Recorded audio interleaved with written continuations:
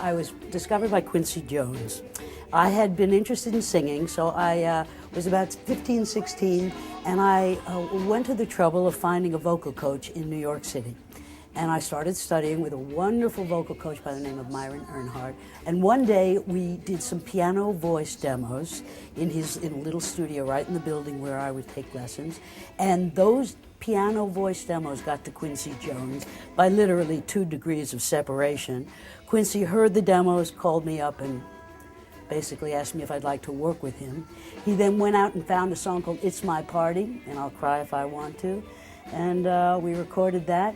He released it, and like about a week later, I heard it on radio, and a big New York station, like WABC, or one of the really big radio stations at the time. And about 6 weeks later, it was the #1 song in the nation. But when people ask me that, I really like to say it really wasn't overnight. It took almost a week.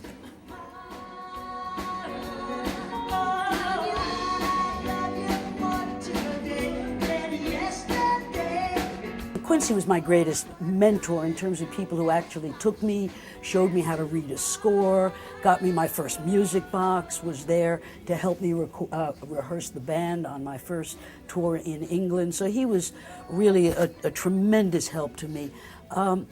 I had other people that I loved a lot, but I couldn't call them mentors. Like there were a string of incredible women singers at the time. And I'm thinking, of course, there was Sarah Vaughan and there was Ella Fitzgerald, who, you know, were God to me. But I also loved a number of women who were just slightly under the popularity of some of these women. I'm speaking of like June Christie and Anita O'Day. And these were women, frankly, who were not, you couldn't look up to them as heroes. They really had very difficult lives. They were girl singers. They were on the bus with the band, and they were drinking and smoking and carrying on, and they had to be kind of one of the boys. So it wasn't a really easy life for women singers then. So why I chose to do what they're doing, I'm not sure, except that I love to sing.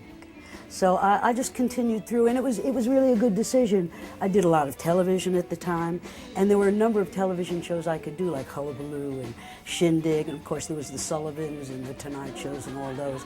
But there were plenty of music shows, so I could actually sort of keep a career alive even though I wasn't out doing live concerts. I love acting, but I love acting live on a stage in a musical part of a company.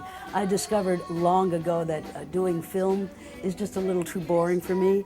I love the energy of the live audience and needing to, needing to reach the bar every time. You know, you can't slough off when you're working live.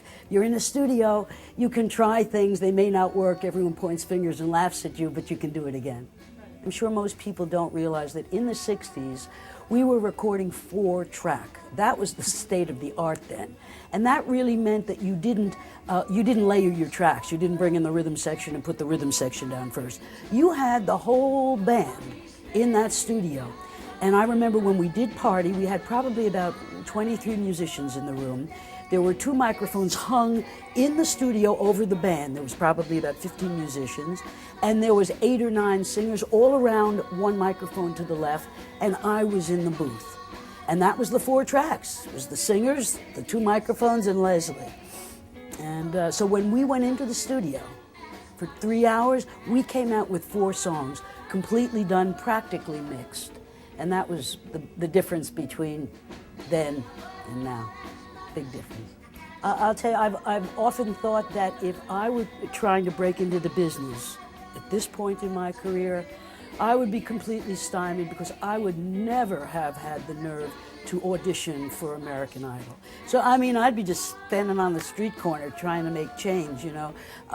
I couldn't have done that. What I would tell young people today is that there is so much that musicians know, and they get better and better and better. Every 10 years, it's like a new slew of incredible musicians come in. I say study and know your instrument, or know your voice, or know what aspect you want to do in the theater or in a concert, and really study it.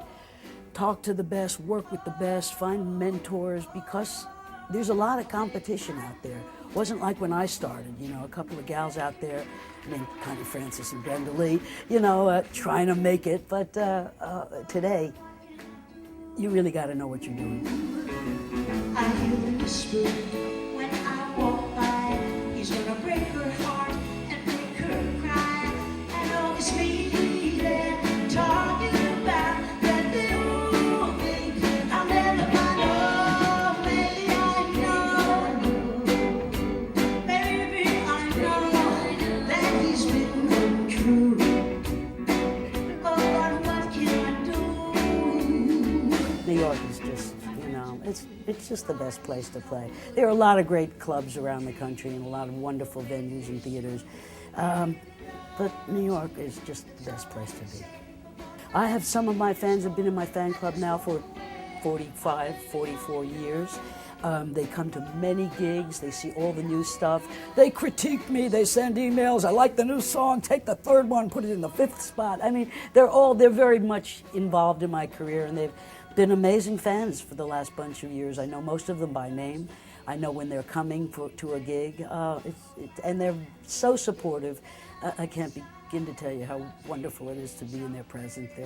It's like family. It's the energy that the audience gives you that's so exciting. And they're easily a third of the show. So that's the exciting part for me. After all these years, that's why I do it, to work with an audience.